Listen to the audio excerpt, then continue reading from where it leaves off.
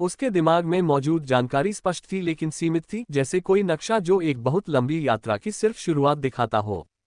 Rain अपने बीजाणु की खेती के पहले चरण को पूरी स्पष्टता से देख सकता था। आवश्यक कवक के विशिष्ट प्रकार, विकास के लिए सटीक परिस्थितियां और सुदृढ़ीकरण अनुष्ठान। उसे सुरंग से कुछ ऐसा मिल सकता था जो उसकी साधना के अंतिम चरण के लिए उपयोगी हो। लेकिन इसकी खेती के लिए आवश्यक अन्य भाग कौन से हैं? इनमें से कोई भी चीज यहां आसपास कहीं नहीं थी। मुझे सबसे पहले जिन कवकों की जरूरत है, उसने जानकारी को समझने की कोशिश करते हुए बुदबुदाया, वे प्रतिद्वंद्वी शहर के उत्तर में दलदली क्षेत्रों में उगते हैं, इस जंगल में नहीं। इस खुलासे से उन्हें निराशा और राहत दोनों का अनुभव हुआ। हालांकि इस नए ज्ञान के किनारों पर कुछ और भी चमक रहा था, एक वादा। जब उसका स्पोक आसिया रैंक पर पहुंच गया तो एक ऐसी संभावना खुल गई जिससे उसका दिल तेजी से धड़कने लगा। एक दूसरा अनुबंध, एक दूसरा जानवर। बाकी सब कुछ धुंधला था, मानो गंदे पानी में से देख रहे हों। लेकिन यह निश्चित था कि उसके बीजाणु का प्रत्येक विकास न केवल उसे मजबूत करेगा बल्कि जानवरों और उनके रास्तों के बारे में उसकी समझ को भी बढ़ाएगा। मुझे वापस जाना होगा, उसने जोर से कहा, इस बार डर या पछतावे के बजाय दृढ़ निश्चय के साथ। मुझे बहुत सारा सामान लाना होगा और शुरुआत से खेती शुरू करनी होगी। उसके बालों में उगे मशरूम धीरे धीरे हिल रहे थे, मानो सिर हिला रहे हों। घर लौटने का समय हो गया था। अगर वह देर से पहुंचता तो उसके माता पिता बहुत चिंतित हो जाते, और अब उसके पास एक ठोस योजना थी। हताशा भरी खोज नहीं, बल्कि एक स्पष्ट रास्ता।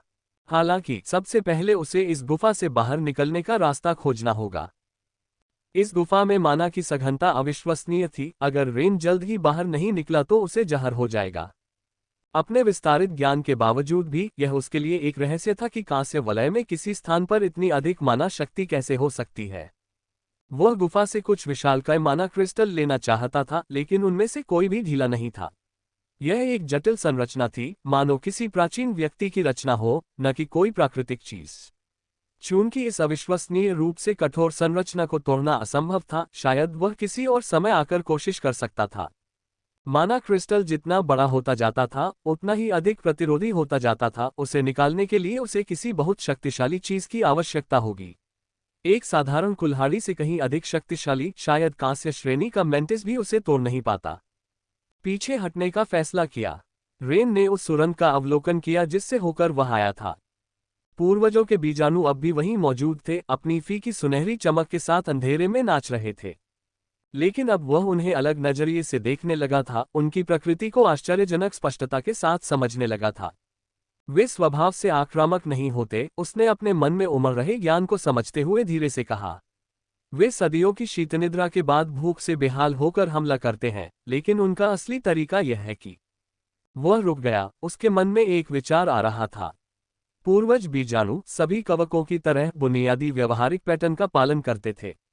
वे पोषक तत्वों की तलाश करते थे, ये तो निश्चित था ही, लेकिन इससे भी महत्वपूर्ण बात यह थी कि वे विशिष्ट रासायनिक संकेतों पर प्रतिक्रिया करते थे। रेन ने थोड़ी मिट्टी ली। और अगर मैं इसे इसके साथ मिला दूं तो?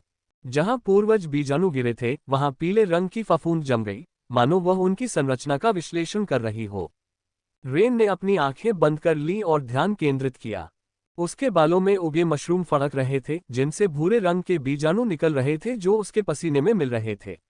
ये घिनौना था, लेकिन अब उसे अपने दिमाग में उठ रही जानकारी का मकसद समझ आ गया था। उसके अपने ही जीव से निकले बीजाणुओं में ऐसे रासायनिक चिन्ह थे जो उसे कॉलोनी का हिस्सा होने की पहचान देते थे। उसने उस मिश्रण को अपने बीजाणुओं से भरी खुली त्वचा पर मल लिया। पूर्वजों के बीजाणुओं को अब मुझे एक अन्य कवक कॉलोनी के रूप में पहचान लेना चाहिए, उसने धीरे से कहा। और उन्हें मुझसे पर्याप्त दूरी बनाए रखनी चाहिए ताकि रेन मिरर मेंटिस के अवशेषों के पास घुटनों के बल बैठ गया। टूटी हुई प्लेटों और पीली फफूंदी के नीचे उसे वह चीज दिखाई दी जिसकी उसे तलाश थी, क्रिस्टलीय कोर जो उन जीवों की संरचना थी और उनके शक्ति केंद्र के रूप में कार्य करती थी। यह उसकी मुट्ठी के आकार का था। जानवरों के मूल तत्व, उसने फुसफुसाते हुए कहा। उसके दिमाग में ज्ञान का प्रवाह हो रहा था। एक प्रकार के गाढ़े अंडे होते हैं। उनमें प्राणी की सारी आनुवंशिक जानकारी, उसके माना पैटर्न, उसका सार समाहित होता है और उन्हें पुनर्जीवित करने का एक तरीका है। उसने मेंटिस की कुछ प्लेटें ले ली जिन्हें वह अपने बैग में ले जा सकता था, और उस सुनहरे कवक को भी ले लिया जो मेंटिस का सेवन करते समय बने पूर्वज बीजाणुओं से उत्पन्न हुआ था। वह सुरंग की ओर बढ़ा। सुनहरे बीजाणु उसके चारों ओर मंडरा रहे थे, लेकिन उन्होंने हमला नहीं किया। उनके लिए वह अब उसी प्रजाति का एक और कवक जीव मात्र था, शिकार नहीं। ये काम करता है, उसने अपने ज्ञान पर आश्चर्यचकित होते हुए फुसफुसाया। ये सचमुच काम करता है। सुरंग में सावधानीपूर्वक आगे बढ़ते हुए रेन मुस्कुराए बिना नहीं रह सका। कुछ घंटे पहले तक उसे पूरा यकीन था कि उसका स्पो बेकार है। अब उसी सबसे कमजोर राक्षस ने उसे जीवित रहने का ज्ञान दिया था, जबकि उसी स्थान पर कांस्य श्रेणी का एक जानवर मर गया था और उसके हाथों में मौजूद कोई और होता तो इसे महज एक ट्रॉफी समझता। लेकिन रेन को इसका असली महत्व समझ में आ गया, मिरर मेंटिस को प्राप्त करने का एक विकल्प। एक ऐसा प्राणी जिसकी उसे शायद कभी जरूरत पड़ सकती है। पूर्वजों के बीजाणुओं की सुरंग वापसी यात्रा का सबसे आसान हिस्सा साबित हुई। रेन कीचड़ से सना हुआ और भूरे तथा कुछ बिखरे सुनहरे बीजाणुओं के मिश्रण से ढका हुआ बाहर निकला, लेकिन वह जीवित था और उसके बैग में एक बहुमूल्य खजाना था। उन्होंने सबसे पहले अतिरिक्त मिट्टी और सुनहरे बीजाणुओं को सावधानीपूर्वक साफ किया। अब वापसी के रास्ते का सामना करते हुए सब कुछ अलग दिख रहा था। जहां पहले भय और अनिश्चितता थी, अब वहां समझ थी। नाइट एक्सकेवेटर की सुरंगें वैसी बेतरतीब भूलभुलैया नहीं थी जैसा उसने सोचा था। वे हमेशा सर्पिलाकार में खुदाई करते हैं, उसने छत पर बने पैटर्न को पहचानते हुए मन ही मन बुदबुदाया। और वे पूर्वी दीवारों पर गहरे निशान बनाकर अपने सक्रिय क्षेत्रों को चिन्हित करते हैं। इसकी बदौलत वह उन क्षेत्रों से बच सकता था जहां अन्य उत्खननकर्ता सक्रिय हो सकते थे, जबकि वह बाहर निकलने के लिए कम ढलान वाले रास्ते की तलाश कर रहा था। मून टोड्स के क्षेत्र में प्रवेश करते ही वह रुककर सुनने लगा। दूर से मधुर टर्राहट की आवाज आ रही थी, लेकिन अब उसे उसका अर्थ समझ आ गया था। 3 बढ़ती हुई आवाजें, वे शिकार कर रहे हैं। 4 घटती हुई आवाजें संभोग का संकेत देती हैं, उसने फुसफुसाते हुए कहा। और वे हमेशा एक मेढक को भागने के रास्तों पर नजर रखने के लिए छोड़ देते हैं जबकि बाकी शिकार का पीछा करते हैं। उसने धैर्यपूर्वक तब तक प्रतीक्षा की जब तक कि मेंढकों की आवाज का पैटर्न बदल नहीं गया, जिससे ये संकेत मिला कि मेढक किसी रात्रिचर शिकार के निशान का पीछा करते हुए दूर चले गए थे। तभी वह आगे बढ़ा और उन क्षेत्रों में रहने लगा जहां की जमीन अधिक ठोस थी। मून टॉड को सख्त, सूखी मिट्टी पसंद नहीं होती, ये जानकारी अब स्वाभाविक रूप से सामने आई। उनके पैर नर्म जमीन के लिए बने होते हैं जहां वे खुद को जल्दी से दबा सकते हैं। सख्त जमीन पर उनके शरीर से नमी निकल जाती है। अब तो प्राकृतिक जाल क्षेत्र भी स्पष्ट रूप से दिखाई दे रहे थे। खुदाई करने वाले हमेशा छोटे छोटे निशान छोड़ जाते थे, पत्थरों को खास तरीके से सजाना, मिट्टी के कटाव में बने पैटर्न। आम लोगों को ये महज संयोग लगते थे, लेकिन रेन के लिए अब ये रात में चमकते चेतावनी के संकेतों जैसे थे।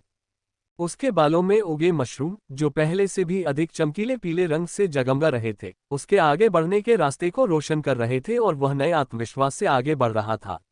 उनमें मेंढकों की आंखों का पैटर्न दिखाई दे रहा था। रेन को अब उनकी रोशनी से धोखा खाने की चिंता नहीं थी, बल्कि अब वे छलावरण का काम कर रहे थे। हर कदम सोच समझकर उठाया गया था, हर निर्णय उस ज्ञान पर आधारित था जिसके अस्तित्व के बारे में कुछ घंटे पहले तक उसे पता भी नहीं था। ऐसा लगता है जैसे मैं पूरी जिंदगी अंधा रहा हूं, उसने सोचा, और साथ ही बड़ी कुशलता से उस क्षेत्र से बचता रहा जहां मेंढकों की गतिविधि के स्पष्ट संकेत दिखाई दे रहे थे।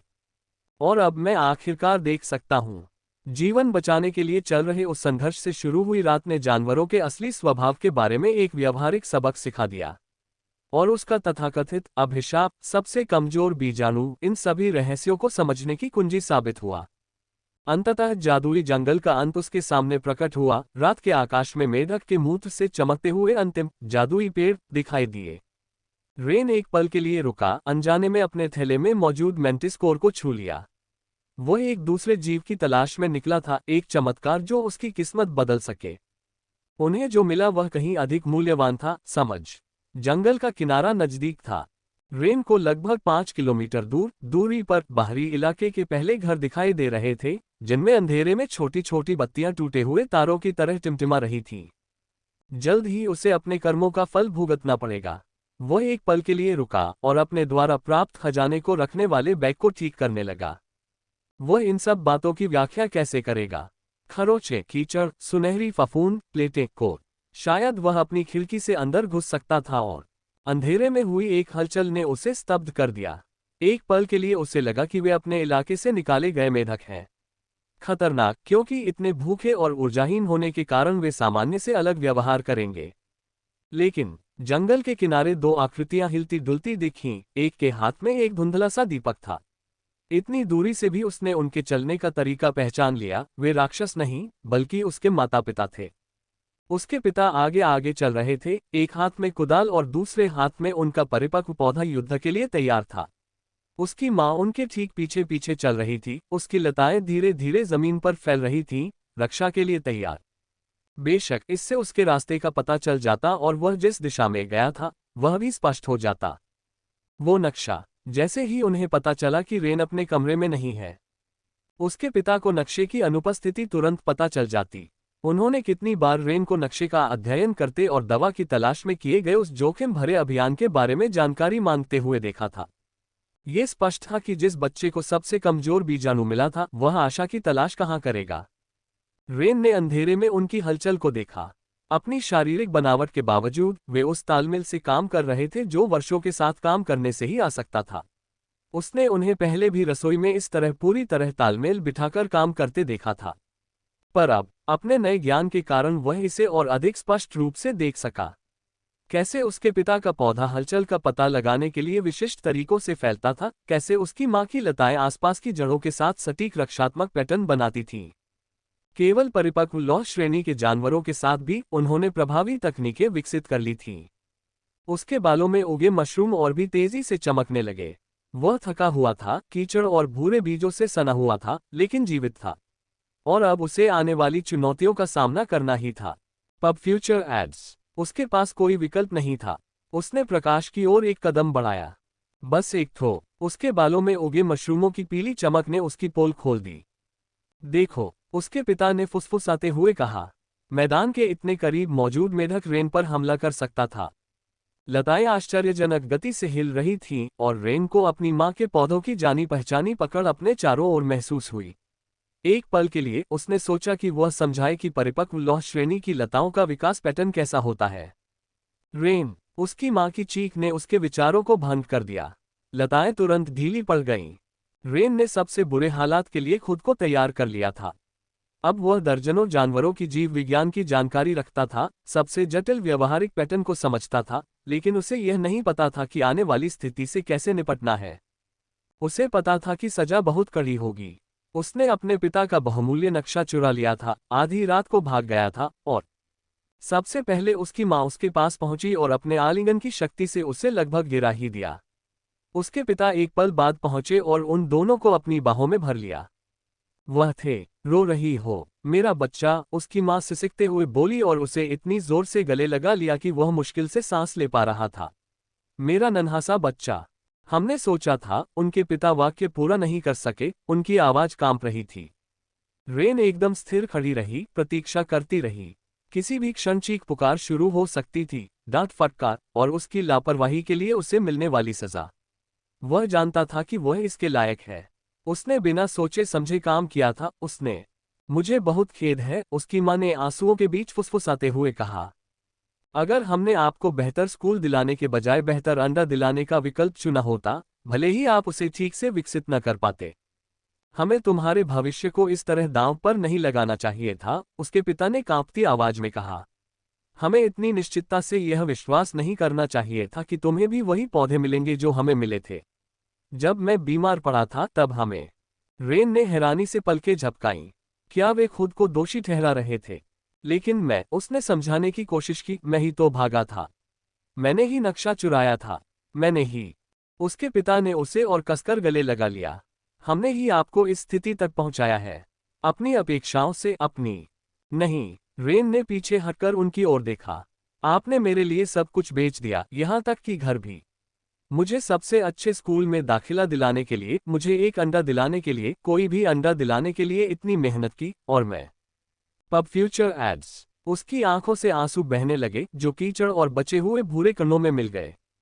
मैं बस यही चाहता था, उसकी आवाज भर्रा गई, कि तुम मुझ पर गर्व करो।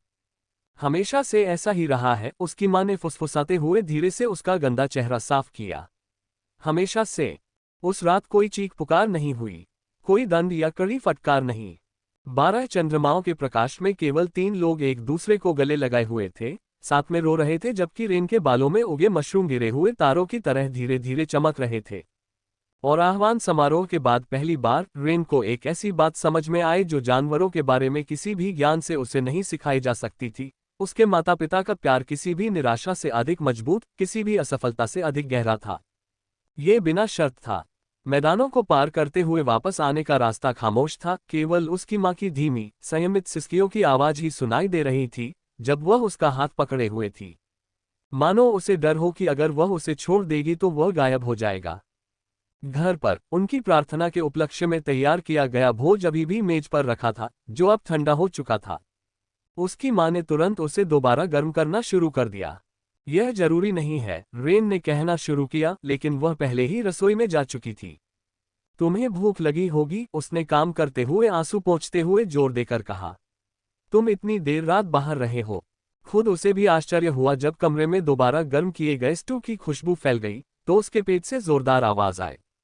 वह ऐसे खा रहा था मानो उसने कई दिनों से भोजन न चखा हो। हर निवाले से उसकी भूख और गहरी होती जा रही थी। उसका शरीर ऊर्जा के लिए तड़प रहा था, मानो इस परिवर्तन ने उसके भीतर एक प्रचंड भूख जगा दी हो। मुझे बहुत अफसोस है बेटा, उसके पिता ने चुप्पी तोड़ते हुए कहा। उनकी आवाज बाहर आ गई थी। अगर हम इतने गरीब ना होते, अगर हमने और मेहनत की होती, अगर हम तुम्हें बेहतर अंडा दिला पाते। हमें अपनी चिंता से तुम्हें इतना परेशान नहीं करना चाहिए था, उसकी माँ ने कहा और स्टू की एक और प्लेट रेन को परोस दी, जिस पर रेन झट से टूट पड़ा। तुम्हें बहुत बुरा लगा होगा। अगर तुम्हें कुछ हो जाता, उसके पिता ने बीच में ही टोकते हुए कहा, तो हम कुछ नहीं कर पाते। दुख इतना गहरा होता। उस पर भावनात्मक दबाव मत डालो, उसकी माँ ने उसके पिता को डांटा। क्या आपको नहीं दिख रहा कि उसने पहले ही बहुत दुख झेला है? इतने लंबे समय तक जंगल में अकेले रहना, कीचड़ में मेंढकों से छिपना। वह रेन के पास आए और उसके गंदे बालों को प्यार से सहलाते हुए बोली, क्या तुम गर्म पानी से नहाना चाहोगे प्यारे? मुझे माफ कर दो, उसके पिता ने अपने हाथों से अपना चेहरा ढक लिया। मैं किसी काम का नहीं हूँ। मैं तुम्हारे लिए एक अच्छा जानवर भी नहीं ला सका। लेकिन मैं वादा करता हूँ, मैं खुद जंगल जाऊंगा। मैं कोई चमत्कारी औषधि ढूंढूंगा, कुछ ऐसा जिससे उस फफूंद की जगह ले सकूं, या तुम्हें कहानियों में बताए गए दूसरे जानवर जैसा जानवर दे सकूं। तुम्हारे लिए कुछ भी बेटा। मुझे गलत मत समझना, मैं तुमसे प्यार करता हूँ, भले ही तुम्हें सिर्फ वह फफूंद हो, लेकिन तुम्हारे लिए मैं नहीं। रेन की आवाज में व्याप्त उग्रता ने सबको, यहां तक कि खुद उसे भी चौंका दिया। वह मेज से उठा, उसकी आंखों में नए आंसू थे। प्लीज ऐसा मत कहो, माफी मत मांगो। मैं मूर्ख था। उसकी आवाज कांप रही थी, लेकिन दृढ़ विश्वास से भरी थी। ये कवच, तुम्हारा उपहार, दुनिया का सबसे बेहतरीन उपहार है। मैं मूर्ख था कि इसे पहले नहीं समझ पाया। नहीं। रेन की आवाज में व्याप्त उग्रता ने सबको, यहां तक कि खुद उसे भी चौंका दिया। वह मेज से उठा, उसकी आंखों में नए आंसू थे। प्लीज ऐसा मत कहो, माफी मत मांगो। मैं मूर्ख था। उसकी आवाज कांप रही थी, लेकिन दृढ़ विश्वास से भरी थी। वह अंडा, ये कवच, तुम्हारा उपहार, दुनिया का सबसे अच्छा उपहार है। मैं मूर्ख था कि इसे पहले नहीं समझ पाया। उसने अपने माता पिता के सामने झुककर उन्हें गहरा प्रणाम किया और उसकी आंखों से आंसू बहने लगे। आपको ठीक से धन्यवाद न देने के लिए मुझे क्षमा करें। आपके सभी बलिदानों के लिए, मेरे लिए आपने जो कुछ भी किया है, उसके लिए। मैं स्कूल में सफलता प्राप्त करूंगा और आपको गर्व महसूस कराऊंगा। मैं वादा करता हूं। उसके बालों में उगे मशरूम हल्की रोशनी बिखेर रहे थे, मानो उसके शब्दों पर सहमति जता रहे हों। हम पहले से ही हैं, उसकी मां ने फुसफुसाते हुए उसे गोद में उठाया और गले लगा लिया। हम हमेशा से ही रहे हैं। उनके पिता भी गले मिलने में शामिल हो गए, और एक पल के लिए, खिड़की से छनकर आ रही 9 चंद्रमाओं की रोशनी में, छोटा परिवार पहले से कहीं अधिक मजबूत होकर एकजुट रहा। रेन ने आंसुओं के बीच मुस्कुराया। उसे उन्हें बहुत कुछ बताना था, बहुत कुछ समझाना था, लेकिन फिलहाल इतना ही काफी था। वह घर पर था, बाथटब में, जब गर्म पानी उसकी त्वचा से कीचड़ और कीटाणुओं को धो रहा था। रेन अपने नए ज्ञान पर विचार कर रहा था। उसके बालों में उगे मशरूम हल्की रोशनी बिखेर रहे थे, जो पानी में छोटे छोटे तारों की तरह प्रतिबिंबित हो रहे थे। उसके माता पिता के पौधे, अब उसे स्पष्ट रूप से समझ आ गया था कि क्या हुआ था। सारी जानकारी उसके दिमाग में एक विस्तृत नियमावली की तरह प्रवाहित हो रही थी। पौधों के बुनियादी विकास। 1. लौह रैंक में ऊपर उठने के लिए 100 सही विकास अंक प्रदान करें।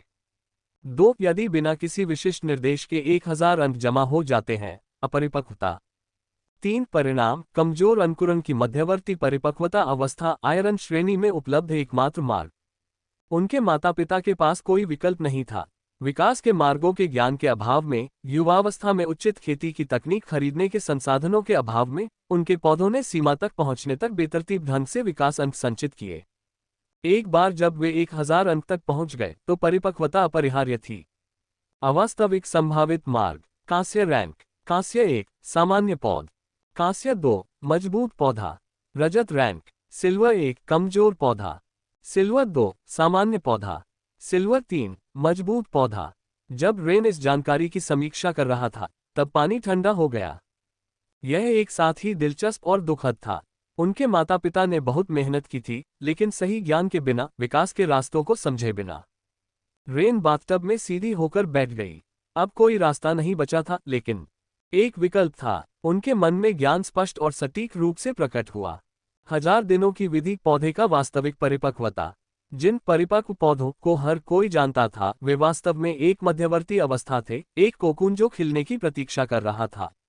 अपेक्षित अंतिम परिणाम ये था: 1000 विशिष्ट विकास बिंदु, 2 प्रतिदिन 1 अंक बिना किसी अपवाद के, 3 एक 3 भाग वाली रस्म जिसे पूर्ण सटीकता के साथ संपन्न किया जाना चाहिए। यह विधि देखने में बेहद सरल थी। एक भोर होते ही पौधे को एक साधारण माना क्रिस्टल की बूंद, बारिश के बाद सतह पर कुछ बूंदें मिल सकती हैं, की ऊर्जा को तब तक अवशोषित करना चाहिए जब तक वह पूरी तरह से घुल न जाए। लेकिन इस प्रक्रिया से गुजरना आवश्यक है। इस ऊर्जा को जीवन शक्ति की एक बूंद के साथ मिलाना होगा। 2 दोपहर के समय क्रिस्टल को ठीक 24 मिनट की सीधी धूप की आवश्यकता होती है, 1 मिनट भी अधिक या 1 मिनट भी कम नहीं। 3 अंत में सूर्यास्त के समय मिश्रण को नाइट फ्लावर्स के सुनहरे पराग से सील किया जाना चाहिए, जो सामान्य पौधे हैं जो 10 दिवसीय चक्रों में खिलते हैं। ये तो रोजाना की दवा की तरह है, रेन ने उत्साह से सोचा। और इसके घटक इतने आम हैं कि कभी खत्म नहीं होंगे। मुख्य बात घटकों में नहीं, बल्कि सटीकता और निरंतरता में थी। एक भी दिन की चूक होने पर पूरी प्रक्रिया को शुरू से फिर से शुरू करना पड़ता था। जो लोग किसी नई विधि से खेती करने की कोशिश करते थे, उनमें से अधिकांश कुछ महीनों बाद इसे छोड़ देते थे, क्योंकि उन्हें यकीन हो जाता था कि यह काम नहीं कर रही है। इसके अलावा अंत में उन्हें इस प्रक्रिया में संचित सारी शक्ति को एक महंगे प्रतीक चिन्ह से सील करना पड़ा। इस स्थिति में उसके माता पिता को अंतिम दिन के लिए एक जीवन शक्ति प्रतीक की आवश्यकता होगी। अब मुझे समझ आया कि इसे कोई क्यों नहीं खोज पाता, रेन ने बुदबुदाते हुए कहा। सभी जानते हैं कि प्रभावी साधना विधियां अधिकतम 150 दिनों तक चलती हैं। कुछ 6 महीने तक भी चलती हैं, लेकिन 5 महीने की अवधि वाली धारणा भी एक गलतफहमी थी। वास्तव में सभी विधियां केवल 100 दिनों की थीं, लेकिन लोग शुरुआत में सही लय खोजने और माना ऊर्जा स्तरों को गलत समझने में समय बर्बाद कर देते थे। ऐसा नहीं था कि उन्हें ये समझ नहीं आता था कि वे हर दिन सबसे कुशल मात्रा से कम माना का उपयोग क्यों करते थे। माना विषाक्तता भयावह थी। जब वह इस जानकारी को समझने की कोशिश कर रहा था, तब उसके बालों में उगे मशरूम धीरे धीरे फड़क रहे थे। इतना सब कुछ जानना, हर जानवर के बारे में जानना अजीब था। लेकिन भले ही वह सिल्वर रैंक तक के विकास पथ और साधना विधियों को स्पष्ट रूप से देख सकता था, उसके आगे कुछ भी नहीं। स्वर्ण श्रेणी या उससे ऊपर के जानवरों से संबंधित हर चीज एक पूर्ण रहस्य थी। शायद, उसने सोचा, जब मेरा अपना बीजाणु विकसित हो जाए। लेकिन वह तो बात की बात थी। अब उसे अपने माता पिता को यह समझाने का तरीका ढूंढना था कि वे कुछ ऐसा करने की कोशिश करें जिसे हर कोई असंभव मानता था। 1000 दिन, एक दैनिक मिशन, 3 जादुई तत्व, गलती की कोई गुंजाइश नहीं। और नतीजा, एक पूरी तरह से परिपक्व आयरन प्लांट ब्रॉन्ज 2 प्लांट जितनी ताकत हासिल कर सकता है। यह उस रैंक तक प्राकृतिक रूप से विकसित हुए प्लांट जितना बहुमुखी तो नहीं होगा, लेकिन इसकी मूल शक्ति समान ही होगी। उनकी अतिरिक्त ऊर्जा 40% से बढ़कर 100% हो जाएगी और वे अधिक समय तक जीवित भी रहेंगे। उन्हें इसे आजमाने के लिए राजी करना था, 1000 दिनों के लिए। ये खाना पकाने जैसा है, उसने धीरे से कहा, अपने माता पिता को समझ आने वाली उपमा ढूंढते हुए।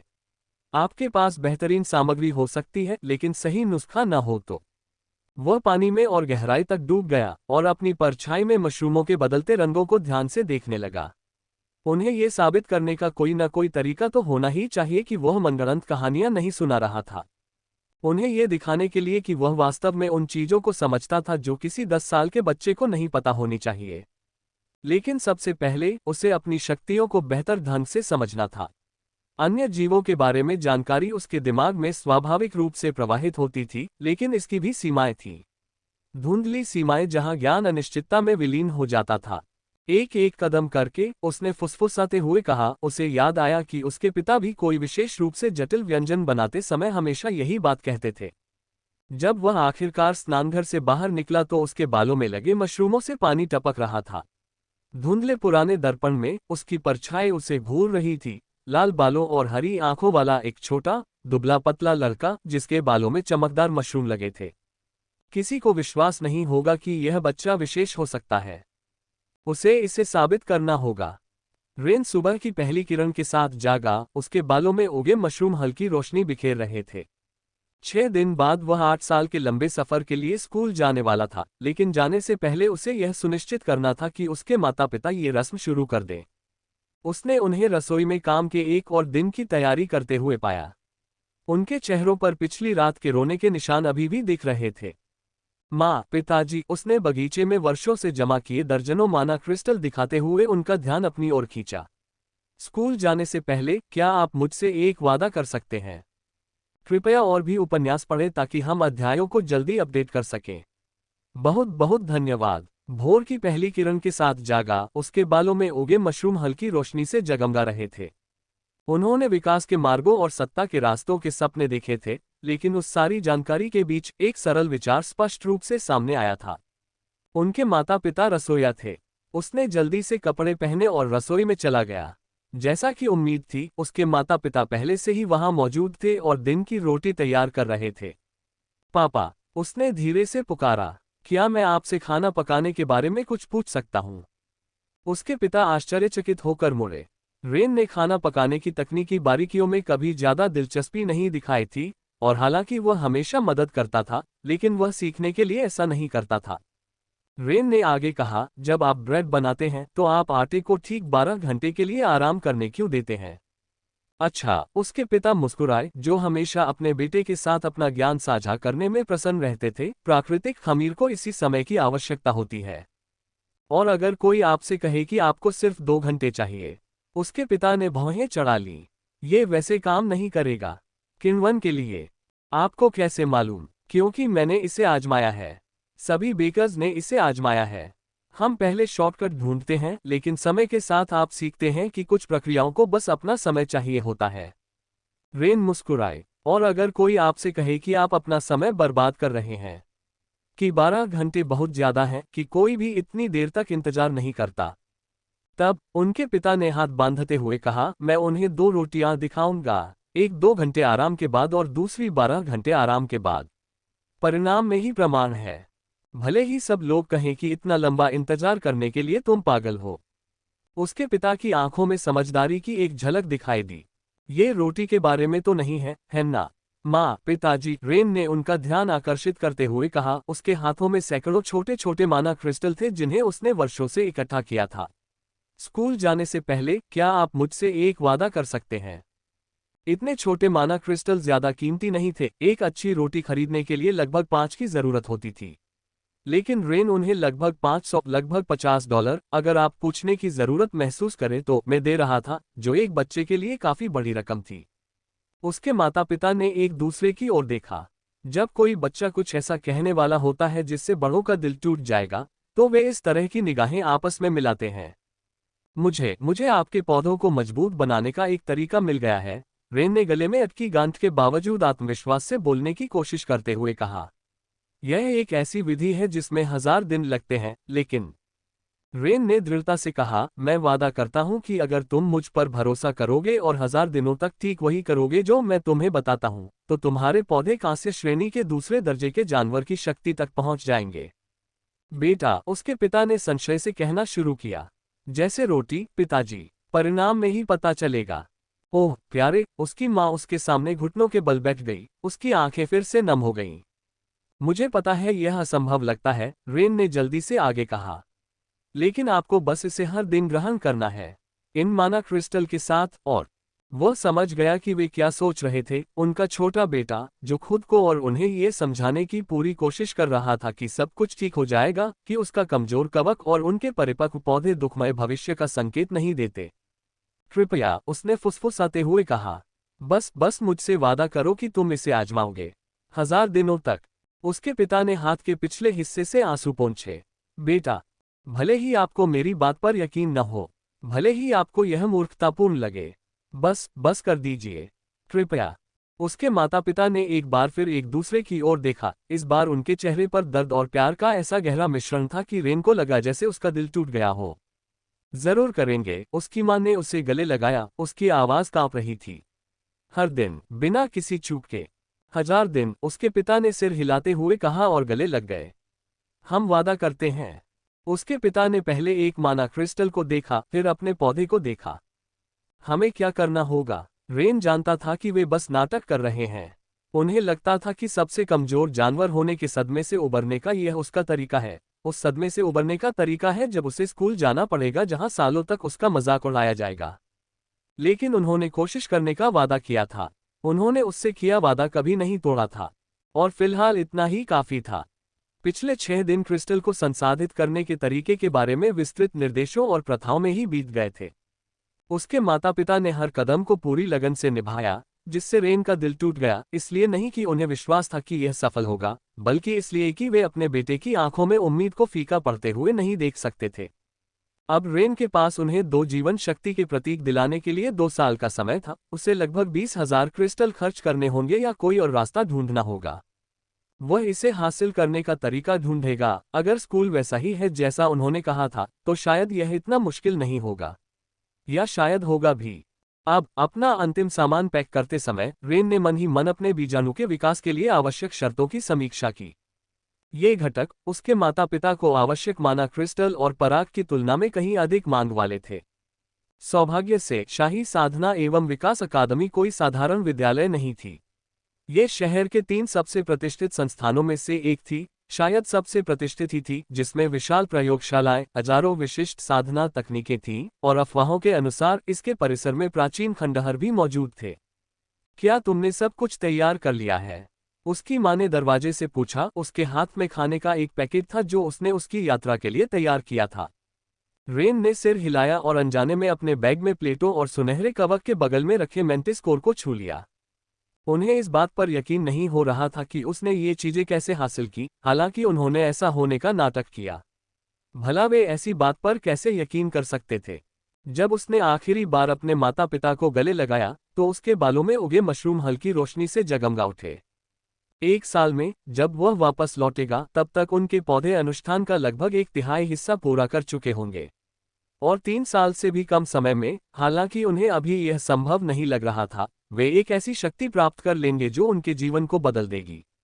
वह दूसरी बार लौटने और उन्हें उपहार के रूप में उनके प्रतीक चिन्ह देने के लिए बेताब था। नए छात्रों को ले जाने वाली गाड़ी में चढ़ने से पहले उनके आखिरी शब्द थे, याद रखना, एक भी दिन अनुपस्थित मत रहना। जैसे ही प्रक्रिया शुरू हुई, रेन ने गहरी सांस ली। आने वाले साल मुश्किल होंगे। सबसे प्रतिष्ठित अकादमियों में से एक में सबसे कमजोर जानवर के साथ रहने वाला बच्चा होना आसान नहीं होगा। लेकिन उसके पास एक योजना थी। उसके पास ऐसा ज्ञान था जो किसी और के पास नहीं था। और सबसे महत्वपूर्ण बात, उसे कुछ साबित करना था। गाड़ी शहर के बाहरी इलाके से निकलकर शहर के केंद्र की ओर बढ़ने लगी, जहां शाही अकादमी के शिखर सुबह के आकाश में भाले की तरह ऊंचे खड़े थे। अब उस लड़के के लिए सत्ता की राह पर चलने का समय आ गया था, जिसके शरीर में बेकार फफूंद पाई जाती थी। जैसे ही गाड़ी चलने लगी, रेन अपने माता पिता के बारे में चिंतित होने से खुद को रोक नहीं पाया। हालांकि वे उसे यह नहीं बताएंगे, लेकिन रेन के नए ज्ञान ने उसे उनके शरीर और मंत्रों में सूक्ष्म विवरण दिखाए थे जो माना विषाक्तता के संकेत दिखाने लगे थे। खासकर उनके पिता की वजह से ही वह बीमार पड़े थे, इतने सालों तक शहर के बाहरी इलाके में रहते हुए। उस गरीब घर की लोकेशन बहुत अच्छी नहीं थी, लेकिन उसकी जमीन बिल्कुल भी छोटी नहीं थी। उन्होंने उसे लगभग 500,000 क्रिस्टल में बेच दिया था। जिस घर को उन्होंने उसकी शिक्षा के लिए बेच दिया था, अब उन्हें उसे किराए पर लेना पड़ेगा, और अपने पुराने लोहे की श्रेणी के पौधों के साथ वे रसोई में मुश्किल से ही इतना कमा पाएंगे कि अपना पेट भर सकें। 60 वर्ष की आयु में वे पहले से ही सामान्य जीवन प्रत्याशा के करीब थे। केवल उनके पौधों द्वारा प्रदान की गई मूलभूत जीवन शक्ति ही उन्हें अतिरिक्त 30 वर्ष जीने की गारंटी देती थी, जो एक अनमोल उपहार था, लेकिन रेन की दृष्टि में पर्याप्त नहीं था। अगर वे अनुष्ठान पूरा कर लें, उसने धीरे से कहा, अगर उनके पौधे कांस्य 2 शक्ति तक पहुंच जाएं, उन्हें न केवल अधिक शक्ति और बेहतर नौकरी के अवसर मिलेंगे, बल्कि बढ़ी हुई ऊर्जा से उनकी उम्र कई दशकों तक बढ़ जाएगी। इससे उनके पिता ठीक हो जाएंगे। रेन अपने माता पिता से साल में केवल एक बार ही मिल पाता था, अगर वह यात्रा के लिए पैसे जुटाने में कामयाब हो जाता। उसे लगा कि लगभग 100 क्रिस्टल आसानी से मिल जाएंगे। उसके स्वयं के विकास के लिए आवश्यक ऋण और सामग्री प्राप्त करना आसान नहीं होगा, लेकिन इससे कोई फर्क नहीं पड़ता था। रेन स्कूल में उत्कृष्ट प्रदर्शन करना चाहता था और उन्हें गौरवान्वित करना चाहता था। शायद अमीर बनकर शहर में उनके लिए एक घर भी खरीदना चाहता था। वह जानता था कि उसके माता पिता इसके सबसे ज्यादा हकदार हैं, लेकिन हर चीज का अपना समय होता है। उसे अपना पहला लक्ष्य हासिल करने के लिए 2 साल और दूसरे लक्ष्य के लिए 8 साल मिलेंगे।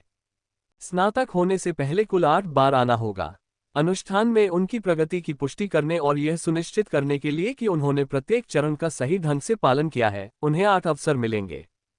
सबसे अच्छी स्थिति में तीसरी मुलाकात तक ही गाड़ी शहर की सड़कों से गुजरती हुई उसे उस बाहरी इलाके से और दूर ले जा रही थी जहां उसके माता पिता कड़ी मेहनत के एक और दिन की शुरुआत करते थे, हमेशा यह मानते हुए कि वे अपने बेटे को खुश करने के लिए एक अर्थहीन रस्म निभा रहे हैं।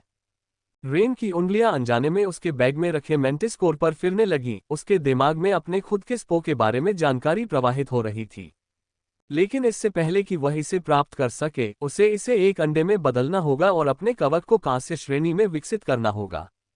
विकसित होने के लिए उसे निम्नलिखित चीजों की आवश्यकता होगी। 1. सबसे पहले मृत्यु के सार को आत्मसात करें। कांस्य श्रेणी के क्रिस्टल को कांस्य पशुओं के त्यागे हुए शरीरों पर उगने वाली काई से आवेशित करें। 2. फिर इसे कांस्य श्रेणी के कवच से विषैले बीजाणुओं के साथ मिलाएं। 3. अंत में उस सांचे से प्रक्रिया को सील कर दें जो कुछ जादुई प्रतीकों पर तब बनता है जब वे बहुत अधिक माना को अवशोषित कर लेते हैं। अंतिम टुकड़े का सेवन करने से पहले उसे 100 दिनों तक उन महंगे संसाधित क्रिस्टलों को अवशोषित करना पड़ा। अंतिम दिन के लिए प्रस्तुत की गई कलाकृति उनके बैग में मौजूद सुनहरा कवच था। उसके बालों में उगे मशरूम धीरे धीरे फड़क रहे थे, मानो खेती के बारे में उसके विचारों पर प्रतिक्रिया दे रहे हों। मैं उन्हें दिखाऊंगा, रेन ने फुसफुसाते हुए कहा। उसके मशरूम दृढ़ संकल्प से चमक रहे थे। मैं उन्हें दिखाऊंगा कि मुझ पर उनका विश्वास, भले ही दिखावटी था, व्यर्थ नहीं था। गाड़ी व्यावसायिक क्षेत्र में और अधिक छात्रों को लेने के लिए रुक गई। रेन अपनी सीट पर धंस गया। उसे अपने बालों में चमकते हुए मशरूमों का एहसास हो रहा था। पहले तो वह उपहास से बचने के लिए अपने बीजाणु को बाहर निकाल देता था, लेकिन अब ज्ञान के उस निरंतर प्रवाह को खोने का, जानवरों और उनके रहस्यों के बारे में अज्ञानता में लौटने का विचार असहनीय था। 3 बच्चों का एक समूह जहाज पर सवार हुआ। उनके मिश्रित पशु स्वरूपों ने उन्हें पहले ही कुछ आकर्षक दृश्य परिवर्तन प्रदान कर दिए थे।